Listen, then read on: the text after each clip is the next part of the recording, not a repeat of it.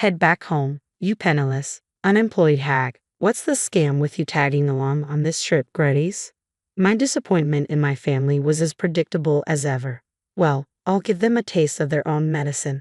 While reveling in some solitary moments away from their company, I resolved to take matters into my own hands.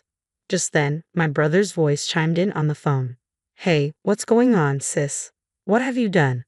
My name's Lucy, a 30-year-old office worker, and for the past 3 years, I've been with someone special, Alan.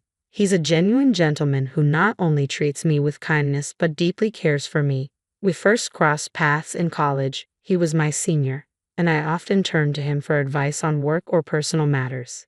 He always listened intently and offered wise counsel. As we transitioned into the working world, we kept in touch, meeting regularly. Then, one day, he confessed his feelings and we embarked on a relationship. Since then, our journey together has been blissful, filled with shared moments and dreams of a future together. Then came the day when Alan popped the question, Lucy, I want to spend the rest of my life by your side. Will you marry me? Yes, we both agreed, and the decision to tie the knot was made. Swiftly, we shared the news with our families. Nice to meet you, I'm Lucy. I introduced myself warmly.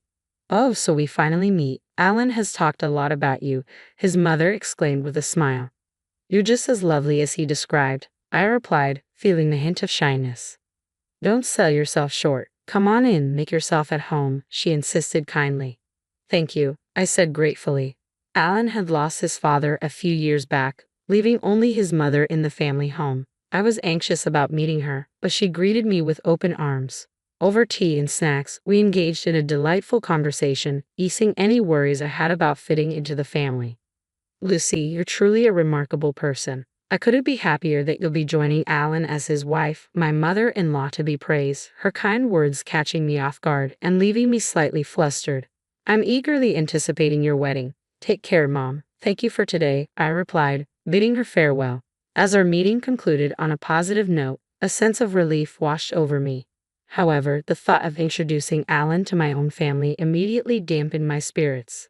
The truth is, I've never been particularly fond of my own family. The root of this issue stems from the way my parents treated me throughout my childhood. Both of them were star athletes. Mom excelled in track and field, while Dad dominated the soccer field. Their athletic prowess earned them scholarships to college, and naturally, they expected the same level of athletic achievement from their children. Unfortunately, I didn't possess the same athletic talents they did.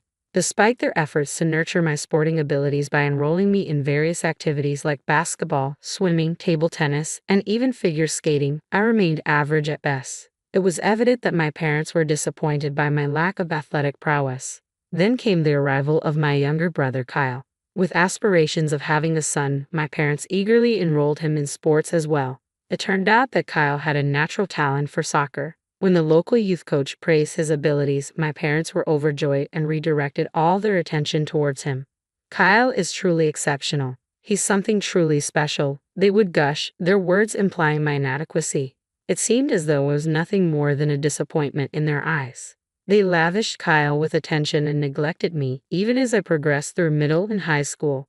While I dedicated myself to my studies and excelled academically, they dismissed my achievements, claiming that academic success held no real value. When I expressed my desire to attend college, they brushed it off, citing financial constraints, so I relied on scholarships to pursue higher education. Meanwhile, Kyle continued to thrive in soccer, earning himself a scholarship to high school.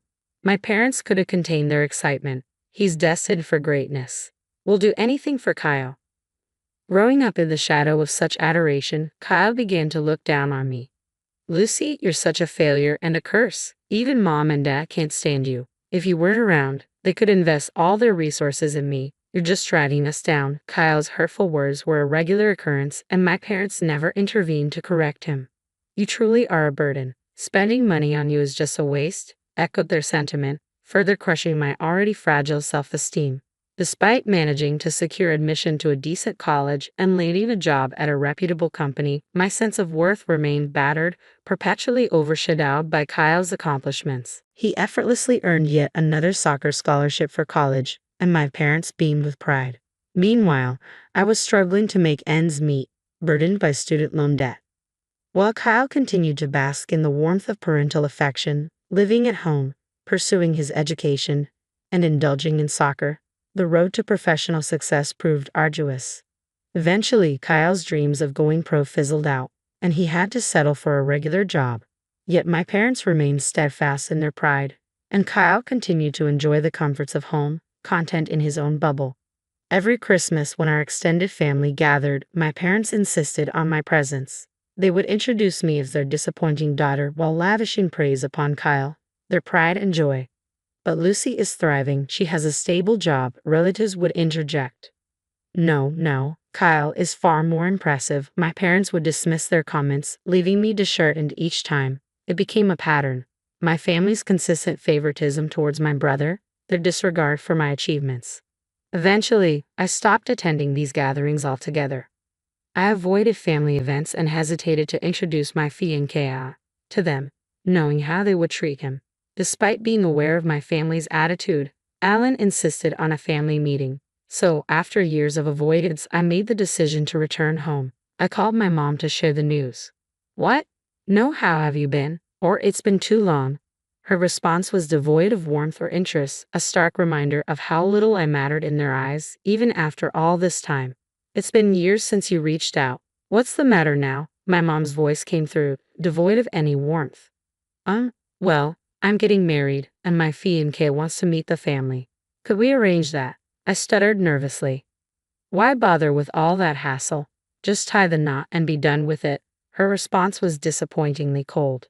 Just as I was processing her words, Kyle's voice cut in. Mom, who are you talking to? He inquired.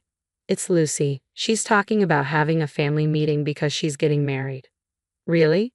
That sounds amusing. I'd love to see who this guy is. Let's invite them, Kyle chimed in, his tone dripping with sarcasm.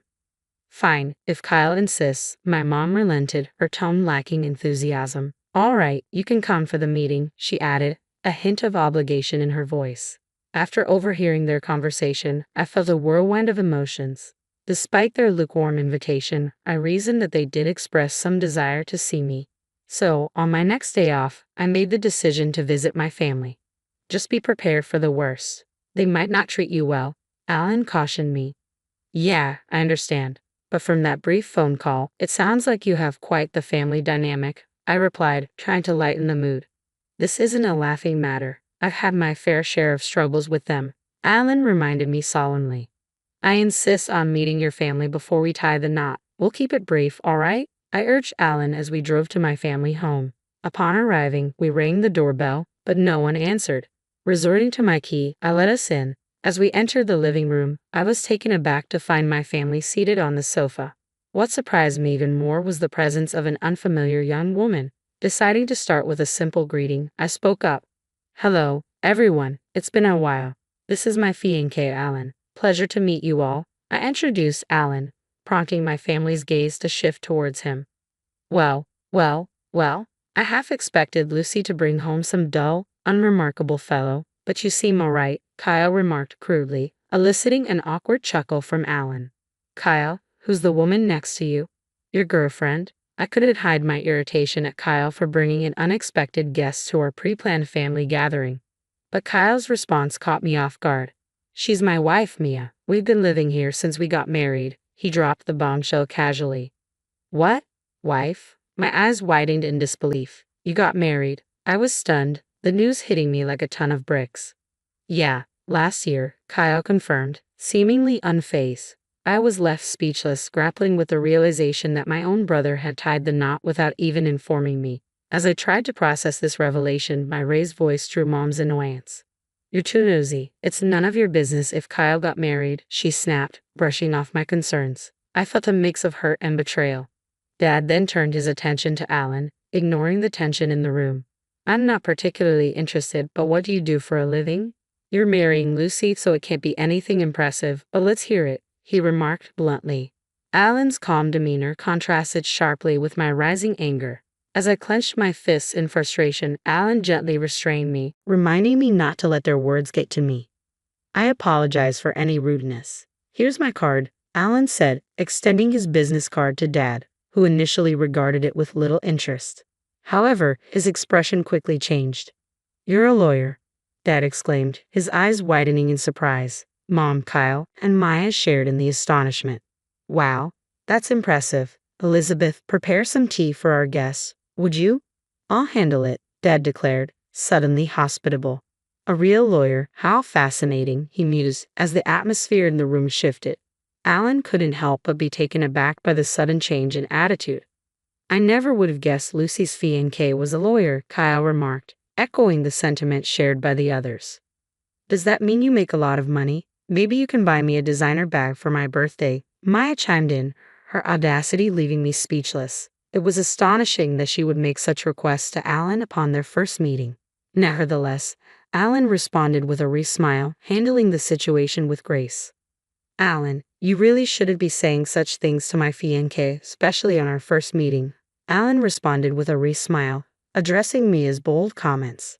We're going to be family, so let's try to get along, Mom interjected, attempting to diffuse the tension. However, I couldn't shake off the sense of unease that lingered within me.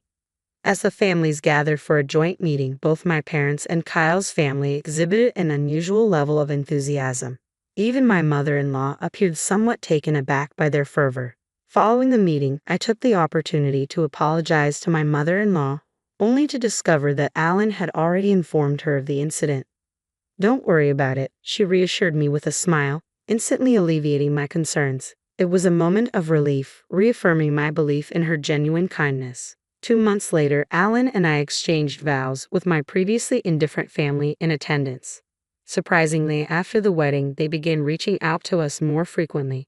Why don't you and Alan join us for dinner sometime? We know this wonderful restaurant, Mom's voice would chirp over the phone. I couldn't shake the suspicion that they were eyeing Alan's money, given his profession as a lawyer.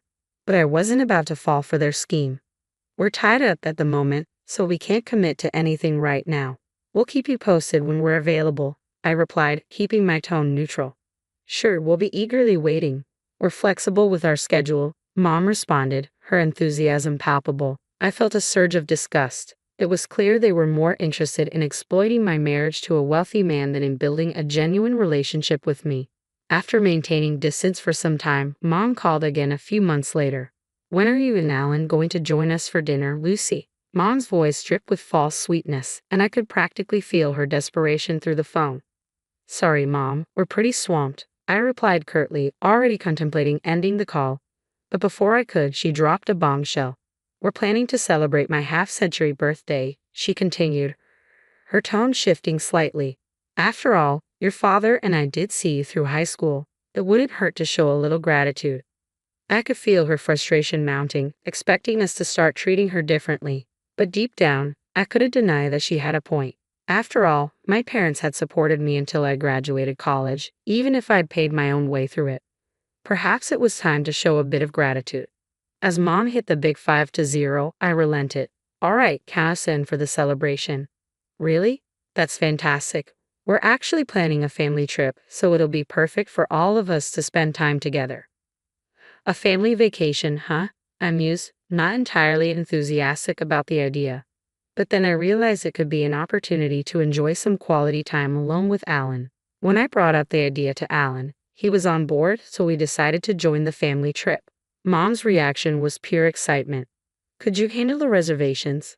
I'll send you a bunch of URLs for hotels and plans, Mom requested eagerly. What? Mom inundated me with URLs, all pointing to luxury hotels and high-end restaurants. I couldn't help but feel irked by their extravagance, but I reasoned that this might be a one-time indulgence. Reluctantly, I checked out the links and proceeded with the bookings. When I called Mom to confirm the reservations, her joy was palpable. I can't wait, thank you so much, she exclaimed, brimming with excitement. At last, the long-awaited day for our half-century family vacation had arrived, and our destination was sunny Florida. Excitement filled the air as we boarded the plane, with everyone in high spirits. Both my parents and Kyle, along with his partner, seemed to be thoroughly enjoying themselves. On touchdown, Alan and I made it clear to the family that we intended to explore on our own. Despite their attempts to persuade us to join them for souvenir shopping, we managed to gracefully evade the invitation and set off on our own adventure. We arranged to reconvene for dinner at the upscale restaurant we had reserved. As Alan and I wandered the city, taking in its sights and sounds, Time seemed to slip away effortlessly. Eventually, we made our way to the fancy restaurant where our parents and Kyle's family were already waiting. "You're late," Mom chimed in sharply as we approached. "Well, we still have 10 minutes until our reservation," Alan calmly pointed out. Suddenly, their demeanor shifted. "We were talking to you," Mom retorted curtly. "What? Our business is with Alan, not you." Mom's words cut through the air, her tone sharp and dismissive. "Thank you for covering the expenses for this lavish dinner and hotel stay," Dad added, his gratitude directed solely towards Alan. Alan looked bewildered, while Kyle and the others turned their attention to me. "You're finished here, Lucy. You don't deserve any of this. You're nothing but a burden," Kyle spat out angrily. "What are you even talking about?" I tried to reason, but their voices rose in unison. "Get out of here, you jobless loser. You have no place on this trip," they berated me, their words dripping with disdain. Disgusted by my family's treatment, I realized their intentions to exclude me from the beginning. "So this is how it's going to be," I thought to myself, feeling a surge of determination. "You'll regret this." Without another word, I leaned in close to Alan and whispered, "Fine, I'll leave now." Our parents and Kyle's family looked smug as they entered the restaurant with Alan. I remarked bitterly. Quickly, I made alternate arrangements. Thankfully, a decent hotel had a last-minute cancellation, so I secured a room and checked in. Settling into a cozy lounge with a picturesque view, I indulged in a cup of coffee to soothe my frayed nerves. It wasn't long before Kyle's call interrupted my moment of peace. "What did you do, Lucy?" "Alan's gone." Kyle's voice sounded frantic. "I have no idea. You know Alan, he's usually clueless but sharp when it counts," I replied, trying to keep my tone steady. "Sure, but this is different. I told him I'm staying at another hotel, so he should join me," Kyle explained. "Whenever you're kidding, Kyle," I retorted, feeling a surge of irritation. Kyle abruptly ended the call, leaving me to ponder the situation. Soon after, Alan appeared at my hotel, a mischievous grin adorning his face. "Did it work? Were they mad?" I asked eagerly. "Yeah, they were furious. They're hopeless," Alan replied, shaking his head in disbelief. "You were going to foot the bill, and they still acted like that?" I exclaimed incredulously. Even Alan was taken aback by their behavior. We brushed it off and decided to treat ourselves to a meal at the hotel's fancy restaurant.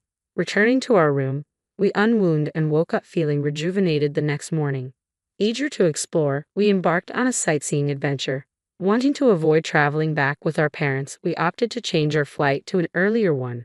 While waiting for our flight, Mom's furious voice pierced through the phone. "Hello, what's going on?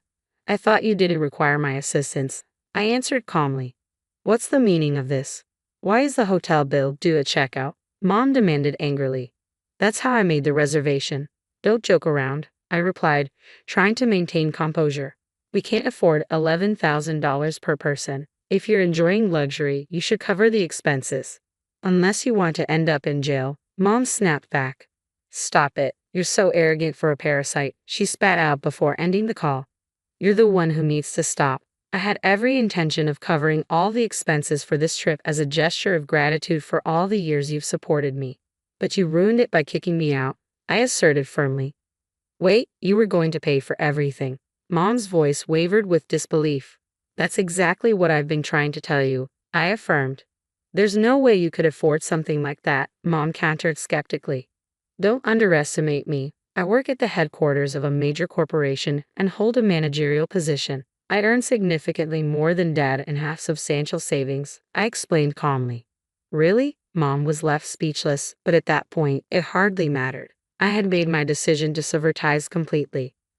"I have to board the plane now, so goodbye," I stated, ending the conversation abruptly. "Wait, hold on," I muttered before swiftly ending the call and blocking all their numbers. Fortunately, they were unaware of our address or workplaces, preventing any unexpected visits. However, my Nave family made a reckless move by storming the law firm listed on Alan's business card. Their disruptive behavior led to chaos, with Kyle even causing damage to office equipment, resulting in their arrest. After indulging in an extravagant family trip, they now face the consequences of their actions, hefty damages and fines to pay. Dad and Kyle were subsequently terminated from their jobs, and now they all struggle to make ends meet with part-time employment, trapped in a cycle of poverty and constant conflict. It's a stark lesson in be what you sow. On the other hand, Alan and I continue to lead a contented life. I'm overjoyed to announce that I'm expecting, and we recently welcomed our beautiful daughter into the world, celebrating the momentous occasion with my supportive mother-in-law. Moving forward, I intend to cherish my true family, Alan, my mother-in-law, and our daughter, and embrace a life filled with happiness and fulfillment.